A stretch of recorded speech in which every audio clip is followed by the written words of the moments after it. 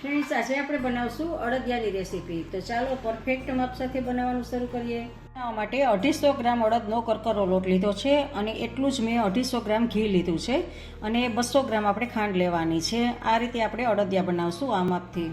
આપણે જે માપનું ઘી હતું એમાંથી 3/4 કપ આપણે ઘી લીધું છે અને એટલું જ આપણે દૂધ લઈશું. બંને આપણે મિક્સ કરશું, ગરમ થવા દઈશું. તો મિક્સ થઈ ગયું છે તો આપણે એને ગેસને ઓફ કરી દઈએ અને અડદના લોટમાં આપણે એને મિક્સ કરશું. સારી રીતે મિક્સ કરી દેવાનું છે. ગરમ છે તો ચમચીની મદદથી કરશું અને પછી હાથથી સારી રીતે મિક્સ કરી દઈશું.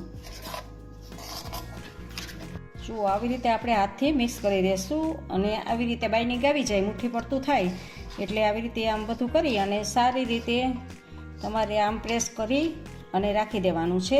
અડધો કલાક માટે આવી રીતે રાખવાનું છે.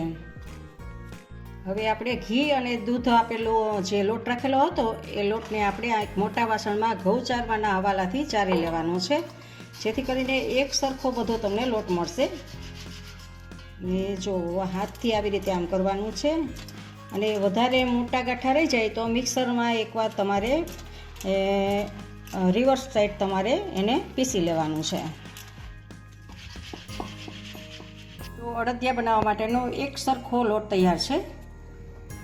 હવે અડદિયા બનાવવા માટે સૌથી પહેલાં એક પેનમાં આપણે 1 મોટા ચમચા જેટલું ઘી લેશું. ઘી થોડુંક ગરમ થાય એટલે 1 મોટી ચમચી ગુંદ લીધો છે. ગુંદ તમારે જેટલો લેવો હોય એ પ્રમાણે તમે લઈ શકો છો. મેં 250 ગ્રામે 1 મોટી ચમચી જેટલો ગુંદ લીધો છે અને આવી રીતે છૂટો છૂટો આને રાખવાનો છે. ગેસને આપણે સ્લો કરી દઈશું. તો ગુંદ આપણો ખુલી ગયો છે ને આપણે ગેસને ઓફ કરી દઈશું અને કાણાવાળા ચમચાની મદદથી આપણે બધો કાઢી લેશું. ફરી પાછો આપણે ગેસને ચાલુ કરી અને 1 મોટો ચમચો જેટલું એમાં ઘી એડ કરશું અને એમાં આપણે લોટને નાખી અને લોટને શેકવાનો છે. બધું જ ઘી એકસાથે નથી, એમાં થોડું થોડું ઘી આપણે ઉમેરતું જવાનું છે અને લોટ શેકતો જવાનો છે. ધીમા ગેસે આને આપણે લોટને શેકવાનો છે.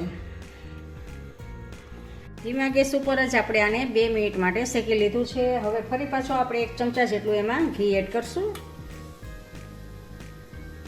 અને ફરી પાછું હલાવશું. તો હવે ત્રીજી વખતમાં બધું જ ઘી આમાં એડ કરી દેવાનું છે અને આપણે શેકવાનો છે, કારણ કે આ વખતે આપણે થોડુંક ઘી છૂટું થઈ ગયું હતું. હવે આવી રીતે આપણે બધું જ ઘી ઉમેરી દઈશું. 3 વખત કે 4 વખતમાં બધું ઘી ઉમેરી દેવાનું હોય છે. જો આ વખતે ઘી ઉમેરવાથી એકદમ ઘી જો છૂટું પડી ગયું છે અને હળવું એકદમ હલકું થઈ ગયું છે.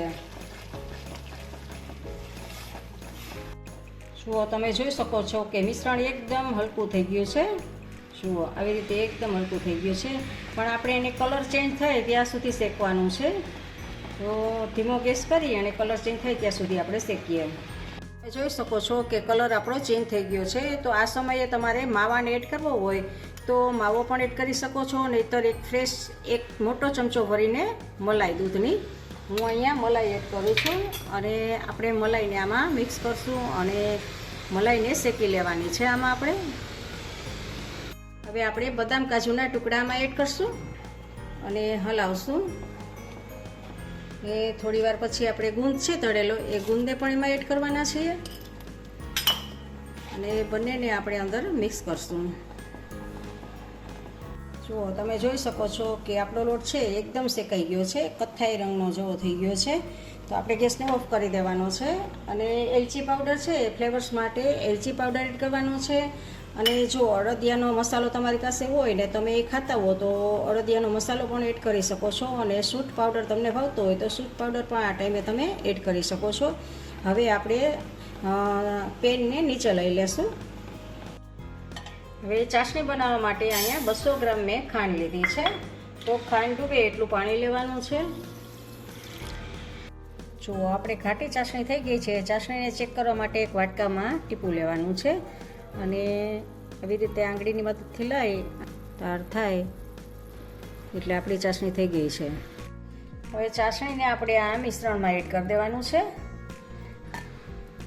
અને સારી રીતે ચાસણીને મિક્સ કરવાની છે. આમાં શરૂઆતમાં ઢીલું હશે પણ જેમ જેમ ઠંડુ થશે એમ કઠણ થતું જશે.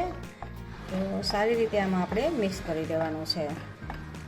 જુઓ તમે જોઈ શકો છો કે એકદમ ઘટ થવા લાગ્યું છે અને હવે આમાંથી થોડું મિશ્રણ લઈ તમારે એક સરખા અડદિયા બનાવવાના હોય તો કોઈ પણ માપ લઈ લેવાનું છે. મેં આ લાડવા નાના લાડવા બને એનું માપ લીધું છે. તો આ માપથી આપણે આટલા આટલા લઈ અને થાળીમાં મૂકતા જઈશું અને એક સરખા આનામાં આપણે અડદિયા વારી લેશું. જો આવી રીતે ઠંડુ થાય એટલે લઈ અને આવી રીતે અડદિયું વારવાનું છે અને અડદિયું વરાઈ ગયા પછી ઉપરથી આપણે આવી રીતે આને કાજુને પ્રેસ કરશું અને ફરી પાછું આવી રીતે આમ કરી દઈશું. તો આવી રીતે આપણે બધા અડદિયા બનાવી લેશું. તો આપણા અડદિયા બનીને તૈયાર છે. જો તમને આ રેસીપી ગમે તો લાઈક, શેર અને સબસ્ક્રાઈબ કરજો.